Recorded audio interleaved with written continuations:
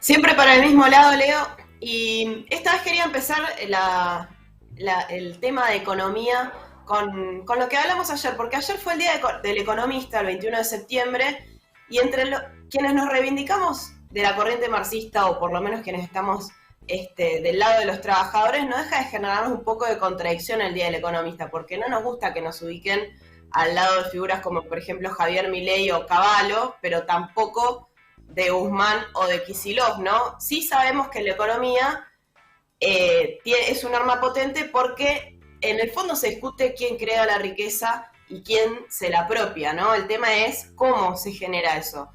Y la semana pasada, cuando la vicepresidenta Cristina Fernández sentenció en la carta que le hizo Alberto Fernández que se venía aplicando un ajuste en su gobierno, de alguna manera se habilitó un tema que era tabú. El tema del ajuste dentro del arco oficialista estaba prohibido, estaba totalmente negado, solamente se decía hay ajuste macrista, una herencia macrista, hubo una pandemia y a quienes decíamos están ajustando el salario, las jubilaciones, bueno, le estás haciendo el juego a la derecha, ¿no?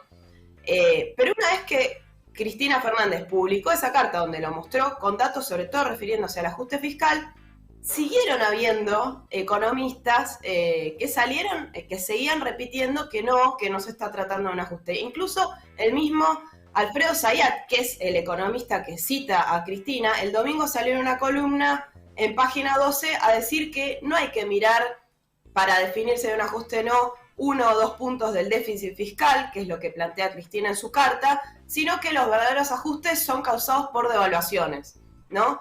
De nuevo también Alberto Fernández se apoyó en un informe de Manuel Álvarez Agís, que era el viceministro de Axel Kicillof, donde también relativiza, dice de ninguna manera se puede estar hablando de que hay un ajuste, porque en todo caso lo que hay son pocas reservas del Banco Central y eso te impide expandir el gasto, porque trae otras consecuencias. Entonces, ahí eso me hizo acordar un poco una discusión de la economía, que es esta economía, la que se enseña en los colegios, que se apoya en la idea de que hay supuestos, de que se parte de supuestos que son puntos de partida que no se cuestionan, ¿no? Entonces, lo que se permite hablar es sobre otras variables que son de los márgenes, digamos, pero no lo principal del rumbo económico. Y eso hace caer en el error, o un poco también en el engaño, a la que llevan la mayor parte de estos argumentos de quienes, por ejemplo, como Zayat o Álvarez Agís, dicen que no queda otra, que no hay un ajuste, que lo que de última está haciendo el gobierno es un control de daños dentro de las posibilidades existentes,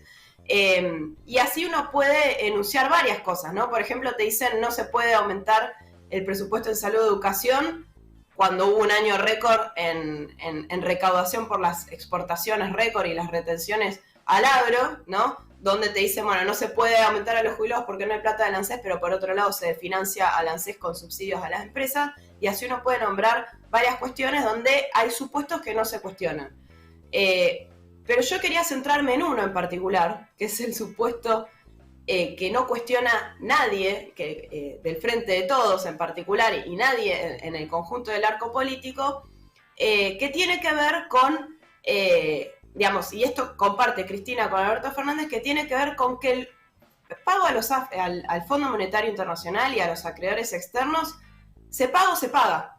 O sea, eso sí que es un aspecto que se deja intocado, porque Cristina Fernández en la carta que presentó a Alberto Fernández, esa que hizo pública, que acá ya hemos comentado Leo y Tom, decía, lo que le criticaba a Guzmán era una subejecución del déficit fiscal. Dice, en el presupuesto habíamos quedado que ibas a tener un déficit fiscal de 4,5 y apenas vas por la mitad, dijo 2,1% o un poco menos, omitiendo, ¿no?, que es la vicepresidenta, que ella preside la Cámara de Senadores, donde se votaron todas esas leyes que justamente redujeron el gasto. Esto es, se aplicó un ajuste como la de los jubilados, el presupuesto, la quita del IFE, todo eso pasó por el Senado donde ella está y es la vicepresidenta. Ahora, hay un tema que ella omitió en su carta y que es justamente lo que les quería plantear, que es que no, digamos, el supuesto incuestionable, la restricción principal es que no se puede no pagar con el Fondo Monetario, ¿no? Entonces, un poco las opciones que deja, y ahora vamos a ir a hablar un poco del presupuesto, es o se paga ahora, o que es lo que dice Alberto Fernández, o se paga el Fondo Monetario, por ejemplo, el año que viene, que son 19 mil millones de dólares, que es un montón, o se paga dentro de unos años también con condiciones que son asfixiantes para los trabajadores, ¿no? Claro. Entonces, sobre eso le consulté a distintos economistas, hablé ahí con María Julia Eliosov, que es integrante del espacio de economía feminista de la Sociedad de Economía Crítica, que explicaba cómo esto también repercute hacia adelante, porque una cosa es discutir hacia atrás lo que está sucediendo ahora y también qué se prepara hacia adelante con el presupuesto 2022 y el Fondo Monetario, y esto es un poco lo que decía. No aparecen los gastos de pago de capital al Fondo Monetario Internacional, no aparece nada de ello sobre esto. Sí, el fondo aparece nombrado muchas veces en el presupuesto, está todo el recorrido de las negociaciones que se vienen haciendo hasta ahora y cómo se estima, cuándo se estima, si marzo de 2022 aparece como fecha clave o de cierre de las negociaciones, porque es lo que se acordó también con el Club de París, que al Club de París le prometimos que para marzo del 2022 vamos a tener una negociación cerrada con el fondo. Pero no aparecen efectivamente los gastos de pago de capital al Fondo Monetario Internacional. Esto, por supuesto, no es porque decidimos no pagarle al fondo, sino porque se supone un acuerdo que va a hacer que no se le pague al fondo durante el 2022. Es decir, no hay un reconocimiento de la ilegalidad y legitimidad de esta deuda, sino que simplemente se está suponiendo un acuerdo para honrar las deudas que tiene la Argentina. Bueno, ahí la escuchamos a María Julia Eliosov. Justamente lo que plantea es, cuando mirás el presupuesto, el proyecto que presentó Guzmán en medio de toda esta crisis política, ¿no? El miércoles pasado presentó el proyecto de presupuesto en el Congreso, y uno mira ese borrador y se encuentra con que no hay pagos de intereses al Fondo Monetario Internacional el año que viene, ¿no? Eso sobre la base de ¿qué? Lo que decía María Julia, bueno, de que no es que se dice no le vamos a pagar porque es una deuda ilegítima, porque se utilizó la plata, como ya dijimos, para fuga de capitales, para salvar a los acreedores externos, en contra de los trabajadores, sino porque se presupone que va a haber un acuerdo para seguir pagando. Pero mientras tanto, en toda esta negociación, Leo, vos lo decías, sí, se le está pagando ahora al fondo. O sea, en el día de hoy se va a desarrollar el primer desembolso del pago de capital por esa deuda de Macri por 1.905 millones de dólares, ¿no? Y en lo que va desde el gobierno de Fernández ya se pagaron 4.200 millones de dólares al Fondo Monetario, nada más. Después hay otros pagos. 4.200 millones de dólares que se le pagaron al FMI, para que tengan una idea, vos habías hecho una equivalencia también con un ingreso familiar de emergencia, pero equivale a 6,5 millones de jubilaciones, pero no jubilaciones en la mínima, sino con un valor equivalente a la canasta de jubilado. O, por ejemplo, la construcción de 117.337 viviendas, que decía Tom más temprano que quería una impresora 3D para construir una vivienda. Eso, bueno, eso con lo que ya se pagó, digamos, sin contar lo que falta. Con lo que ya se pagó más el pago del día de hoy. De hoy. ¿Sí? Sin contar lo que resta en el año, que todavía hay más pagos. Y para que tengan una dimensión, todo esto que se pagó equivale para un trabajador que gana un salario promedio en la Argentina a trabajar 756.934 años. O sea, tenés que trabajar 750.000 años, incluido el aguinaldo, ¿sí? Cobrando un salario para llegar a todo eso que se le pagó al Fondo Monetario. Qué linda imagen que me está trayendo. Eso... Porque el trabajo dignifica. Claro. O sea, hay un supuesto que es que ni Cristina ni Alberto Fernández, un supuesto principal, se oponen a este pago. No dijo nada Cristina en esa carta, no están diciendo nada ahora, ¿no? Entonces, sin cuestionar los compromisos al Fondo Monetario Internacional, esa discusión sobre el ajuste, digamos que es un poco falsa, porque no se está planteando lo principal, que es lo que restringe el resto de la economía. Y para cerrar un poco, de nuevo, volver con el presupuesto 2022, que con este dato de que no se cuestionan los pagos al fondo, para adelante es lo mismo. En ese borrador, aún suponiendo un acuerdo con el fondo, se van a destinar el 8% de los gastos a pagar intereses de deuda, 8,3%. Se sigue excluyendo un ingreso familiar de emergencia. Se sigue priorizando todo el ordenamiento económico detrás del pago de la deuda. Esto tiene consecuencias sobre los trabajadores y por eso también un análisis que nos hace María Julia Eliosoff, integrante de la Sociedad de Economía Crítica, justamente sobre esta repercusión y el análisis en el presupuesto.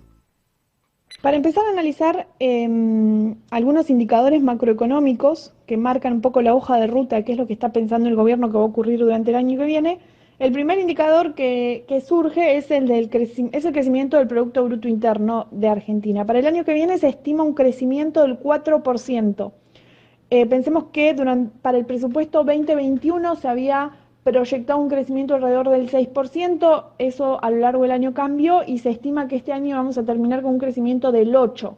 Es decir, para el año que viene se está pensando que la economía argentina va a crecer la mitad de lo que está creciendo, este año.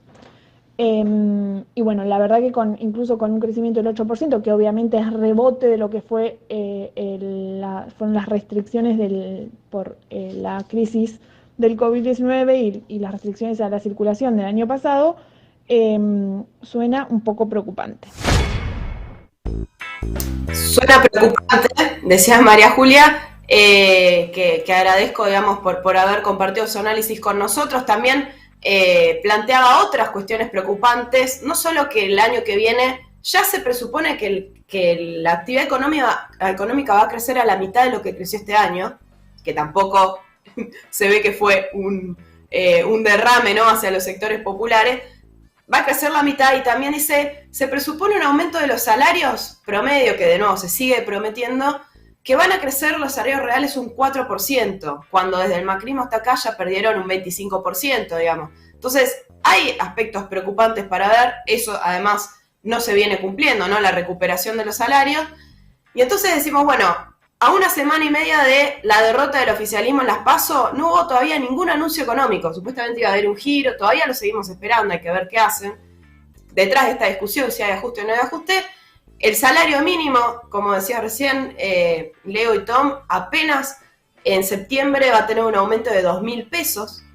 Y con el pago del FMI se está dejando de poder atender a necesidades sociales como un IFE de 50.000 pesos, aumentar las jubilaciones y el resto de las cosas que fuimos diciendo. Entonces, quería volver sobre esto, Día del Economista. No todos los economistas tenemos la misma interpretación de lo que está pasando, porque no hay limitaciones económicas o supuestos incuestionables que impidan dar vuelta a las prioridades. Como decimos, se trata de decisiones políticas y la única restricción, digamos, para evitar, digamos, seguir implementando un ajuste como el que viene haciendo el gobierno es que no hay una voluntad de parte del gobierno, del régimen, de todos los partidos del régimen, de afectar los intereses económicos de los empresarios concentrados, de los acreedores externos y del FMI, digamos. Esa es la principal restricción. Porque si no te plantean que no hay recursos, pero en realidad recursos hay. Claro. Bueno, es probable que con este escenario, ¿no? Y con esta última definición que planteabas, también intenten volver al debate y continúe el debate sobre si hay ajuste o no hay ajuste en el marco de los números, ¿no? Y de las cuestiones que quedaron incluso muy claras, y que hay un esfuerzo también por no sacar ese mensaje que quedó también de la elección, ¿no? Intentar seguir dibujando ese aspecto de la realidad, planteando que efectivamente no se está ajustando. Dicho esto...